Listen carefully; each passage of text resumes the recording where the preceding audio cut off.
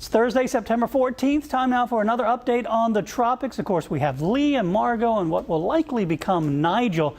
The immediate focus, of course, is Hurricane Lee, which is here off the southeast coastline now, getting close to the island of Bermuda. It is going to move just west of Bermuda, but they are feeling tropical storm force winds there. We have Margot, and then the one area that has a 90% chance of development. That'll likely become a tropical depression or Lee as we go through the weekend. We'll touch on Margot really quickly. It is 680 miles west of the Azores. Category 1 storm, sort of just drifting around, and it's going to continue to drift around here, make a little bit of a loop here west of the Azores, and eventually become an extratropical system into early next week.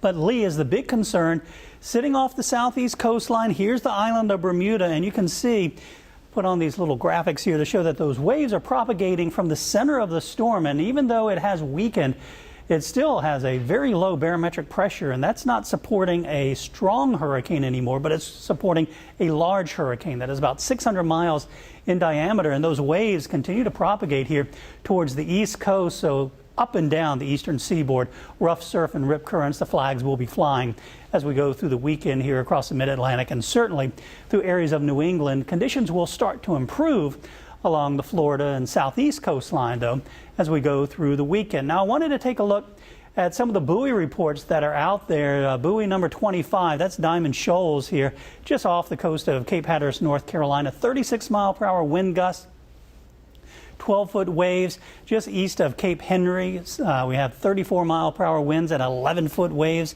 And buoy number 01, that's about 150 miles east of Cape Hatteras. You can see 38-mile-per-hour gusts and 14-foot seas. Let's get closer to the storm. This right here is about 250 miles west of Bermuda, buoy number 48, 78-mile-per-hour wind gusts, so gusts over hurricane strength, and 31-foot seas. So you can see what's happening just towards the west of the center of the storm, and you know that those waves are even higher right near the center of the storm. Now as we head north up towards New England, certainly not feeling the swells as much, at least not yet. But we still have here, just off the coast of Maine, we have 6-foot seas there. We have 7-foot seas here. We have 6-foot seas here. So again, we are seeing some of those effects here just south of Rhode Island and just west of the Cape and west here of Nantucket. 7-foot seas and 10-foot seas south of Long Island. So those swells are making it towards the northeastern U.S., and those waves will continue to go up as the storm gets closer. So let's put on the track of the storm. Again, these are the tropical storm force winds in yellow, hurricane force winds in red. You can see Bermuda there square in those tropical storm force winds. Officially, the hurricane has 85-mile-per-hour winds, 210 miles west of Bermuda, but it's also 665 miles south of Nantucket. So the storm is continuing to move north at 15 miles per hour. It is being picked up, and you can see here that as we go through Friday night and into early Saturday, that western or eastern areas here of Cape Cod over towards Nantucket, Martha's Vineyard, eastern Massachusetts will likely see those tropical storm force winds.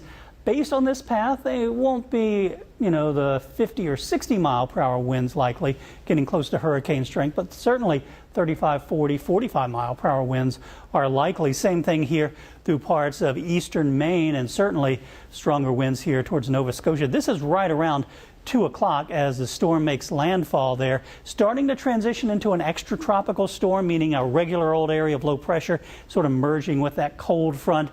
The one thing that happens, of course, the storms weaken, but that wind field continues to expand, and that's why we have these tropical storm warnings up all the way from eastern Massachusetts to eastern Maine, and of course that continues over into Nova Scotia. So we head into Sunday and Monday, the remnant low moving back out over the North Atlantic and continuing to weaken. Now, I want to mention the next storm. It is an area of investigation that will likely become Nigel as we head into the weekend. Certainly a tropical depression likely in the next day or so. This is the American model. We don't have the European model ensembles just yet, but you can see through Wednesday quite a bit of agreement. But as we get into next Thursday, so a week from today, there's quite a bit of spread. Most of the models keep it close to Bermuda, curving off into the North Atlantic. So again, that's something that we have a lot of time to watch. This is a week away, and those are the American models. These are the general computer models that are specifically designed just for hurricanes. And again, you can see they sort of mimic the same sort of thing, a northwest movement getting close to Bermuda and then starting to curve off towards the north and east. So still a lot going on in the tropics. We'll keep you updated throughout the week and the weekend right here on air and online.